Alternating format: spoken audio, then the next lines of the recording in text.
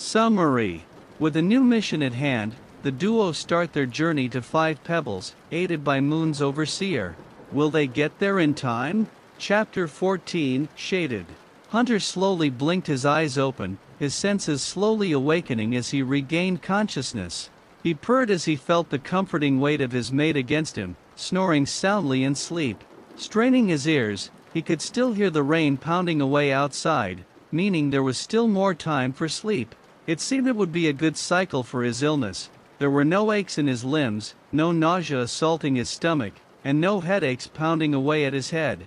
It felt peaceful to be completely free from the pain of his condition, if only momentarily. Hunter moved to stretch his arms when he felt a sharp rush of pain over his back. He winced and stilled completely. So much for no pain. Slowly, he turned his head as far back as he could, trying to see what was causing the discomfort. A sinking feeling of dread filled him as he saw the source of his ache and discomfort in what was growing on his back. A large part of Hunter's lower back was covered in a huge lump, swollen and inflamed. Hunter whimpered as he shifted slightly, another pulse of pain running through his body as he did. Looking closer at the growth, he noticed it beating slightly, like it was connected to his heartbeat. He shuddered in disgust as his body woke up completely, making all his senses come back in full force. He could feel every single throb of the ugly thing growing out of his back. It was alive, and it was growing out of him. He recoiled in disgust and horror at the thought of something living inside of him, working as a separate organism, sapping away at his body to grow. Perhaps until it grew big enough to pop out of his old, dying body, or worse, until it took over his body as its own. Growling, Hunter reached over to the cyst and attempted to tear it off with his claws. As his claws tore through the flesh, he yelped at the pain, not noticing the way his mate's ears twitched and his eyes opened groggily. His ears rang as he focused all of his efforts on tearing into the cyst on his back, copious amounts of blood and pus streaking down his body and soaking through his fur as he clawed at it like a feral animal. Get it off. Someone, please get it off. Vaguely, he could hear panic shouts and felt someone wrap arms around him, trying to restrain him. Hunter ignored it all in favor of attacking the growth on his body, intent on getting rid of his body's intruder or dying trying. The pain suddenly spiked as his claws reached even deeper into the cyst, and he withdrew his paws with a scream. Hunter curled up in pain, unable to get his breathing under control. Please, get it off, please, he whispered, repeating it like a mantra. The arms around him tightened at his rambling, and he could feel a wetness spreading on the top of his head. He stopped rambling and grabbed onto the arms holding him. The pain eventually dulled, and Hunter tried to use all the other sensations on his body to ground himself. Slowly, the ringing in his ears subsided, and his breathing slowed along with his heartbeat. It's okay, Hunter. It's okay. I've got you, I've got you. Hunter twitched slightly as he heard his mate's tear-filled words. Survivor was hugging him close, crying into his fur as he tried to comfort him. Hunter purred lowly, still feeling the pain of his torn back but finding it easier to manage with Survivor comforting him. Survivor pulled back to look into Hunter's eyes. His expression of great concern and worry lightened slightly and gave way to relief when they made eye contact, and Survivor let out a sob as he hugged Hunter close again, purring back loudly. You're okay. Oh, thank the stars. I thought I would lose you. Survivor's words trailed off as he began sobbing again. Hunter tightened his grip on the slugcat and gently patted the fur on his arm comfortingly, his pain having almost completely subsided. You won't lose me to this. Hunter responded, his voice hoarse but confident. Not until you help me find my purpose. He laughed weakly, snuggling closer into Survivor's warm fur. After all, you gave me your promise. Survivor let out a wet giggle, giddy with happiness, as he gave Hunter a tender lick to the face, Hunter responding in kind. They had a destination, and to that end, they had a goal. They would reach 5 Pebbles, and Hunter would be cured of his sickness. He didn't know if it was even possible. He wanted to be an optimist, but his body was failing quickly. But Survivor believed in him. He trusted in him to stay strong and at least try. For his mate, Hunter would travel to 5 Pebbles. He wouldn't give up, even if he had to crawl the rest of the way. Even if Survivor had to carry his unconscious body the final distance, he would make it to 5 pebbles, no matter what. At this thought, a surge of determination ran through his very soul as he closed his eyes, purring loudly. Feeling the comforting weight of his mate leaning against him, carefully avoiding agitating the growth on his back, Survivor ran a leisurely paw through his fur absentmindedly. Everything will be okay, he thought as he felt sleep grip him once more, pulling him back into unconsciousness. Survivor awoke with a start, awoken by the loud whirring of the shelter doors opening. He shook his head, trying to relax. Since last he woke up, when Hunter's illness had reached the stage of growing a cyst through his back and Hunter's made an attempt at getting rid of the growth, Survivor had been very high-strung and alert, terrified of once again waking up to his mate in a rage, ripping pieces of himself. Survivor shuddered as he recalled waking up to the sounds of flesh tearing and aggressive growling, opening his eyes to see Hunter tearing into himself in a feral panic, splattering blood and gore all over the shelter. Casting a glance around the shelter, he could still see the dried blood that surrounded the 2 slugcats lying in the middle of the floor. He glanced down at his torso, seeing that his wound was fully healed and no longer aching. However, it left behind a nasty scar. Survivor huffed, looking at his mate and studying the scars on his body. Whatever, scars are cool, he thought to himself with a smirk. Suddenly, Hunter twitched and shifted slightly, waking up as well. He tiredly yawned and blinked the sleep out of his eyes. Turning to Survivor, he smiled. "Gee, morning," he mumbled drowsily, giving Survivor a lazy lick on the nose. The white slugcat smiled and responded with a lick on the other's cheek. "Good morning." He cuddled into Hunter's warm fur and chirped happily. Hunter purred in response. They stayed like that for a short moment before both coming to the decision that it was time to move out. Hunter winced as he clumsily tried to get to his feet, stumbling slightly, looking tired but also a bit dazed. Survivor got up, putting a supporting paw on his back. "Is it bad?" Survivor asked, rubbing comforting circles into his fur. Hunter cleared his throat, coughing painfully a few times before responding. "It hurts, but it's manageable. For now, at least." He coughed again before looking down at Survivor's torso and smiling in relief. "Your wound has healed well. That's good." Survivor smiled back before taking a step closer and peeking over his mate's shoulder to study the lump. It was a fairly big, pulsating mass that appeared to be growing out of Hunter's back. Survivor had to suppress a shudder at the thought of something living inside Hunter and steadily growing inside of him, eventually growing so big it would burst out of more places on his body. He shook his head and decided to quickly abandon the train of thought before it freaked him out any further. Looking back at the lump, Survivor noticed it had already partially healed. When Hunter had torn into the growth, it seemed like he had done some serious damage to it, digging deep inside his flesh to try to literally uproot the intruder in his body. Survivor failed to suppress his shudder this time. "Stop thinking about it, Hunter will be fine. He has to be." He looked at the odd cyst and came to the conclusion that it had all but healed itself by now, showing no signs of damage at all. "How's it looking?" Hunter asked, shivering slightly. "It feels awful." He sighed and wrapped his arms around Hunter, trying to comfort his mate. He was careful to avoid touching the lump, it was probably painful and sensitive. Hunter reciprocated after a moment and hugged Survivor back tightly. "It's not looking much better than it did yesterday." The red slugcat sighed, sagging slightly for a moment before taking a deep breath and straightening up as best he could. "Well, we have no time to lose then. Let's start making our way to 5 pebbles." Survivor nodded, slightly taken aback by Hunter's determination, but felt happy that his mate had changed his mindset from last cycle. Hunter walked with considerable difficulty, requiring some support from Survivor to get through the pipe. Once outside, he walked a couple paces back and forth, eventually finding the best way to move with as little pain as possible.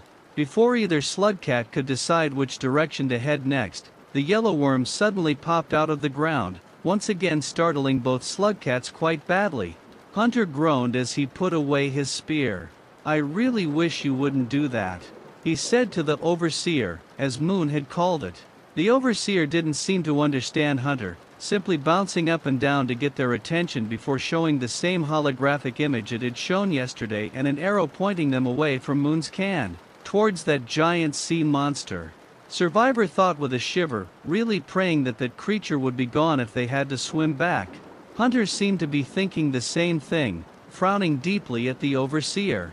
Once again, it didn't seem to mind the glare it received, simply staring at Hunter for a moment before dipping back underground.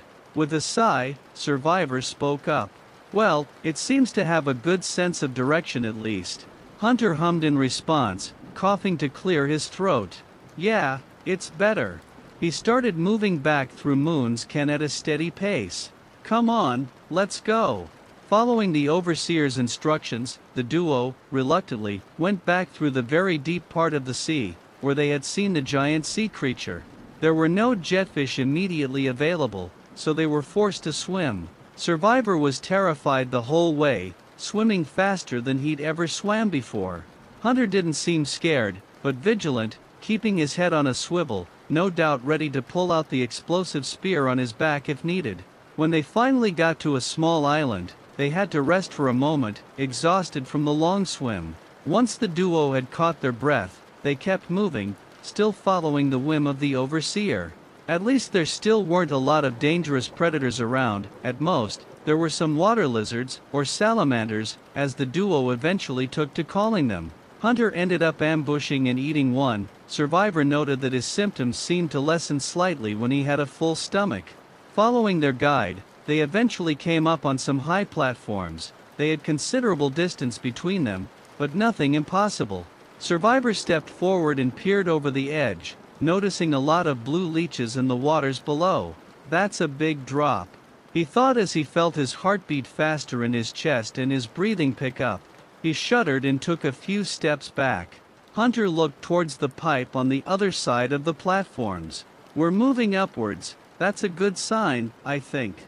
Survivor made a noise of agreement, taking a deep breath.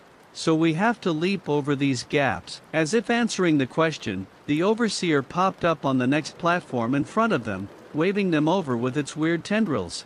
Hunter stepped forward to the edge and glanced back at Survivor. With a nod, he crouched down and arched his back. After a moment of calculating the jump, he leaped across, landing on the next platform and turning around. Noticing Survivor's nervousness, he stepped closer to the edge. "Come on, you can do it." He reached his arms out. "I'll catch you, don't worry." The white slugcat stepped up to the edge, looking down again, trembling. "It's too high. What if I fall? I don't want to drown," he whimpered, stepping back slightly. "Hey, Survivor. Look at me." Survivor glanced up, seeing Hunter looking at him with a confident smile.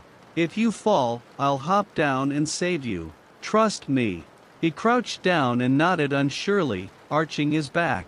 He closed his eyes and, after a moment, leaped forward. It felt like he was flying in slow motion, noting Hunter tensing up in preparation to act if Survivor's leap fell. However, it became clear that Survivor's leap was more than good enough to reach. Survivor landed in Hunter's arms, who embraced him tightly. "See? I knew you could do it." He laughed. Survivor chirped happily and wrapped his arms around his mate. "Thank you for catching me." Hunter pulled back and smirked at Survivor. "Puffed, I didn't help you make that jump. That was all you. I was just there for moral support." The white slugcat smiled, before glancing behind Hunter, seeing the other platforms they would have to leap over. His smile gave way to a frown as Hunter gave him a nervous grin. "Just repeat that leap a couple more times." The red slugcat laughed as Survivor groaned in frustration, mentally preparing himself for more jumping gaps over certain death. Leaping the last gap, Hunter and Survivor climbed through the next pipe triumphantly. Survivor had to temporarily stop to catch his breath after they popped out on the other side, still trembling slightly. Hunter took a moment to comfort the poor slugcat before they moved on. Following their guide's instructions, they climbed up a few poles, going further and further upward. Finally, they passed through a pipe, and the next gate stood right in front of them. Wasting no time, the duo walked inside, beginning the decontamination process. Hunter was happy to be free of the water-filled region, and he bet Survivor was too. Surely the next region couldn't be as bad, right? Exiting the gate, they came out into a long corridor. The air felt oppressive, and the area was darker than in previous regions. Nevertheless, despite the sense of dread this new atmosphere caused, they kept going. The slugcats were immediately forced to pass over a broken bridge, much to Survivor's chagrin, having to jump between gaps, again. The only difference here was that there were poles sticking out that could be grabbed to make the traversal easier. Once they were on the other side of the bridge, the slugcats noticed a tunnel in the ground. The overseer pointed down it, so they crawled through, entering a pipe into a room. If it was dark above ground, it was next to pitch black on the inside. "I can't see shit," Hunter muttered, trying to feel around for any walls that could help guide them towards a pipe or something. Hunter reached back and felt around for Survivor's paw. Once he found it, he grabbed it and squeezed it gently, and Survivor squeezed back reassuringly. It was important that they didn't get separated, just in case there were predators in this dark place. Suddenly, the slugcats heard skittering in the dark. Hunter pulled the explosive spear off his back and moved Survivor behind himself protectively. They tensed up as the skittering got louder, before a light blue light suddenly pierced the darkness. A small glowing creature crawled out of a small den in the ceiling. It squeaked curiously as it glanced around the darkness, failing to spot the slugcats, before jumping out of the hole and walking around. The slugcats watched curiously as the mouse-like creature turned its back on them and peered over an edge just ahead, squeaking a couple times. Hunter leaned closer to Survivor, tapping his shoulder carefully and whispering, "We do need a light source." He smirked mischievously as Survivor glanced back and nodded twice. Putting his explosive spear on his back and dropping to all fours, Hunter started crawling towards the distracted creature, keeping as quiet as possible. He glanced back, seeing Survivor following his example and the white slugcat giving him a thumbs up. All was going well, with Hunter almost being close enough to grab the glowing mouse, until he accidentally kicked a rock on the ground.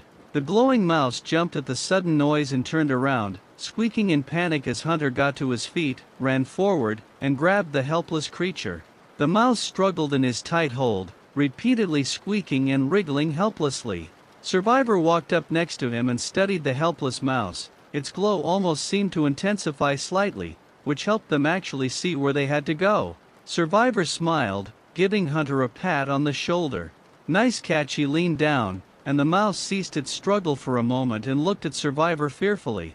"I think I'll call you Glimmer," he said, poking the mouse on its nose. Hunter laughed as Glimmer squeaked in confusion before struggling again. He almost felt a bit bad for the creature. It was way too small to have any chance fighting against his hold, no matter how hard the mouse struggled. With a light source, navigating through the region went fairly quickly, with no predators in sight and nothing else to impede their progress. The overseer kept them on the right path, always popping up and pointing them in the right direction, making sure they never even had to question which direction to go next. They climbed a couple poles, with Hunter being slightly slower than usual on account of the extra weight, no matter how small.